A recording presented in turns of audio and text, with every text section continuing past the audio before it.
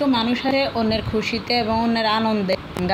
আমার কিন্তু ভাই আজকের গরমে অনেকটা গাজল। আসসালামু আলাইকুম, সবাই কেমন আছেন? আশা করি রহমতে সবাই ভালো আছেন। তো এই যে রান্না করতে চলে আসলাম ঘরে। তো আমার চুলাটা প্রতিদিন রান্নার পরে পরিষ্কার করি, আর পরিষ্কার করতে একটু সময় লাগে যেহেতু গরম চুলা পরিষ্কার করা যায় না। তো তার জন্য রান্না করার পর কিছুক্ষণ অপেক্ষা করে তারপর চুলাটা পরিষ্কার করতে হয়। তার জন্য আজকে চিন্তা করলাম না, আগেই পরিষ্কার করে নিই। আর এখানে কি রান্না করব, পলি মাছ নিয়েছি, পলি মাছ ভাজি করব আর তার সাথে মুরগির মাংস রান্না করব। তো আমি এখানে আলুটা রেডি করে নিতেছি। আলুটা রেডি করে তারপর সব কিছু ধুয়ে টুয়ে পরিষ্কার করে তারপর রান্নাটা চাপিয়ে দেব। তো আসলে আজকে প্রচণ্ড গরম, এতটা গরম রাখতেছে যে আমার রান্নাঘরে দাঁড়িয়ে থাকার অবস্থায় নাই। এমন অবস্থা, একটু রান্না চাপিয়ে তারপর প্যানের নিচে এসে বসি। তো আসলে অনেকেই আছে যে অন্যের আনন্দে অন্যের সুখে খানিকটা গা জ্বলে, কিন্তু আমার আজকের যে গরম, এই গরমে একদম গা জ্বলে যাচ্ছে।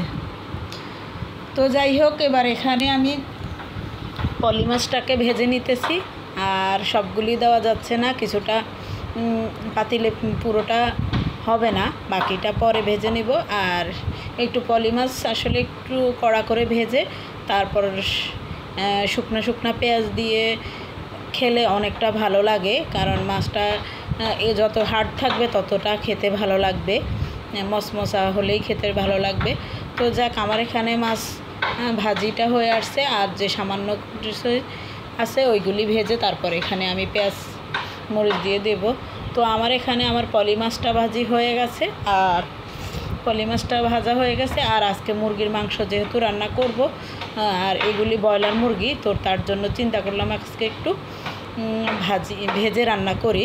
আর পাকে পাকে একটু ভেজে রান্না করলেও ভালো লাগে, মুরগির মাংসটা একটু শক্ত শক্ত থাকে, যেহেতু দেশি মুরগি বা ব্রয়লার কক মুরগি এগুলি একটু শক্ত।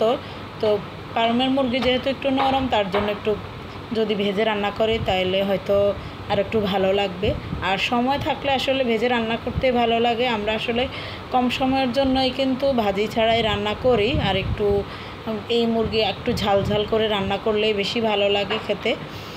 তো যাই হোক, এবার এখানে আমার মুরগির মাংসটা কষানোর জন্য দিলাম। আর এবার এর মধ্যে একটু পানি দিয়ে দেব, তারপর সিদ্ধ হয়ে আসলে তার মধ্যে কিন্তু পানি দিয়ে দিব। তো মুরগির মাংসটা রান্না বসিয়ে দিলাম। আর এর মধ্যে এখানে আমি পোলাও চাল নিতেছি। আজকে পোলাও করব, কারণ ওই দিনের পোলাওটা আমার একদমই নতুন চাল, নরম হয়েছিল। তবে সবাই খেতে পছন্দ করছে, নরম হওয়ার কারণে সবাই খানিকটা তাড়াতাড়ি খেলো, অনেকগুলি খাওয়া হলো।